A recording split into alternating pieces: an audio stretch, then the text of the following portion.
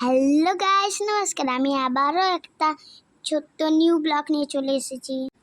এই ব্লগটা আমার জন্য খুব স্পেশাল। আশা করি তোমরা সবাই ভালো আছো, আমিও খুব ভালো আছি। এর ভিডিও হচ্ছে রাতের ভিডিও। আজকে গণেশ ঠাকুরের বিসর্জন, তাই আমার মনটা খুব খারাপ। আমি বাবা মা পূজা দেখতে গেছিলাম। এত সুন্দর পূজা হয় আমি ভাবতেও পারি নাই। আমাদের ওইদিকে যেরকম দুর্গা পূজা হয়, এইদিকে গণেশ পূজাটা অনেক বড় করে হয়।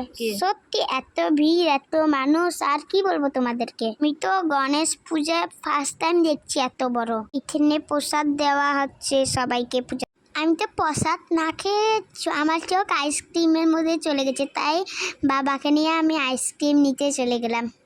আমাকে মনে হচ্ছিল যে আমাকে কখন আইসক্রিমটা দিবে।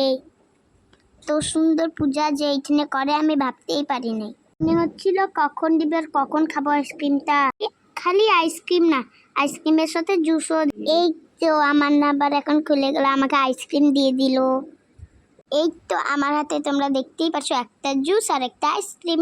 তারপরে তো আমার মনটা খুব খারাপ হয়ে গেল। এত সুন্দর অনুষ্ঠানে বৃষ্টি চলে এসেছে। বাবা বলতেছে বেশি আইসক্রিম খাইস না, অল্প খা।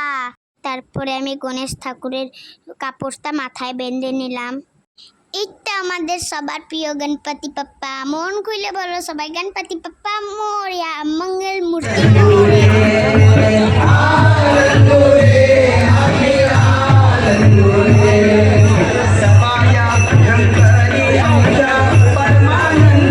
সবাই মিলে কি সুন্দর নাচ করছে, মনে হয় নাচের দিকে তাকিয়েই থাকে। এই দিনটার জন্য গোয়ার মানুষরা 1 বছর অপেক্ষা করে। ওদের এইটা সব থেকে বড় উৎসব। তোমাদেরকেও তাহলে একটুখানি নাচটা দেখাই, তোমরাও তাহলে একটু নাচটা দেখো। খুব সুন্দর নাচ। আমি যদি নেক্সট টাইম আছি এই নাচটা অবশ্যই করব। তোমরাই বলো, এত সুন্দর পূজা দেখলে কি বাড়ি যেতে ইচ্ছা করে? বাবা বলতেছে চল, বাড়ির রাত হয়ে গেছে। সবাই ভালো থেকো, সুস্থ থেকো। আমাকে অনেক অনেক করে আশীর্বাদ দাও, ভালোবাসা দাও, যেন আগামীকাল আমি এগিয়ে যেতে পারি। Bye bye, good night.